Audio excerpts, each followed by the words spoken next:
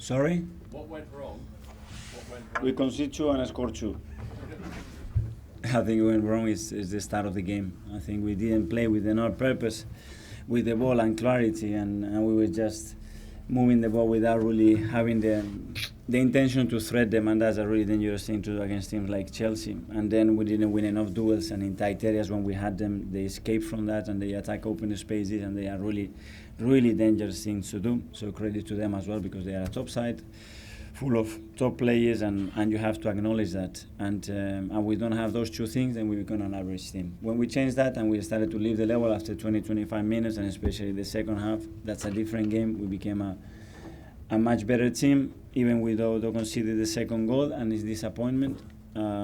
The way the team reacted is phenomenal. Well, the players that they were here, the players that they are on the bench, thinking how the hell I'm going to change the game and help the team. So that's the part that I loved. And what I really liked as well is going to the dressing room, and the dressing room being quiet after drawing 2-2 against Chelsea and being 2-0 down, because I know that they want more. So that's the positives. James from CBS. Mikel, what did you make of the penalty? I already mentioned it to a ref and I got booked for that, so I prefer to make no comments. Not happy with it? You weren't happy with it? Not happy with the yellow, yeah.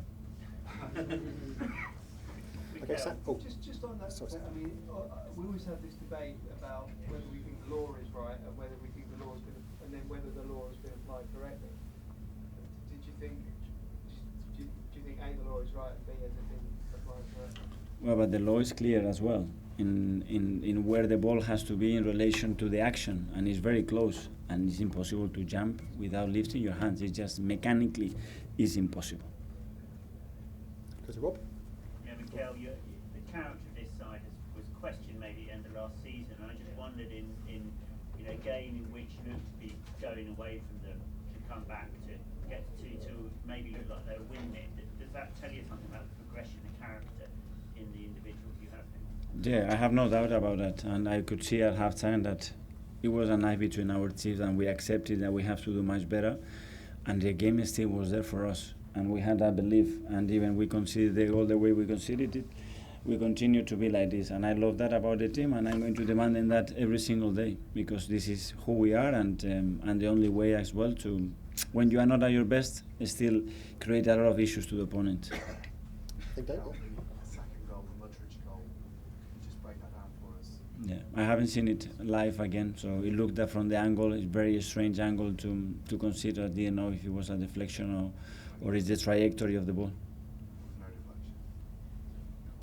Anyone else? So goal. Sorry. Goal. Yeah. The other thing that we wanted to say was that there were chants for Aaron Ramsdale from the Arsenal supporters. Just what was your feeling? Great.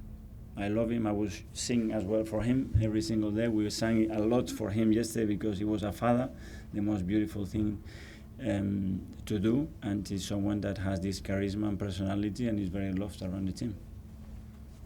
Okay. Anyone else at all?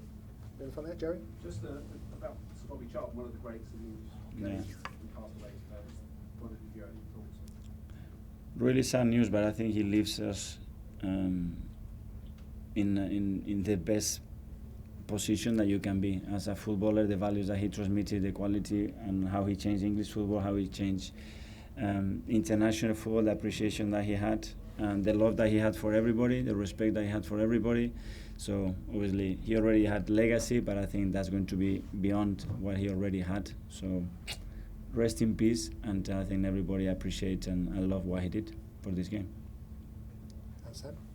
Hi, Mikel. Sorry, just quickly, what made Trossard so good off the bench? He scores so many goals off the bench. Why is he? Well, first of all, that he's very good, and he's got this mentality as well to be always willing to help the team. And he had an injury that he wasn't fit enough to play the last few games. Then he played against City. He had to come off, and he worked really hard in the international break to be able to be fit again. And those things is like with Martinelli, changes momentum of season, you know. And I could see that he was ready to come in. Very intelligent run, the way he anticipates the cross and the action, and then obviously the way he executed, because it's still not easy to score. And finally we'll go to Dave. Were you surprised that it took 71 minutes for Cucurella to get a yellow card for fouling Saka? I've been surprised by many things, so I'm not going to get surprised by that. Okay. Okay, everyone. Good evening. Yeah, thank you. Safe, yeah, safe journey. Thank you very much.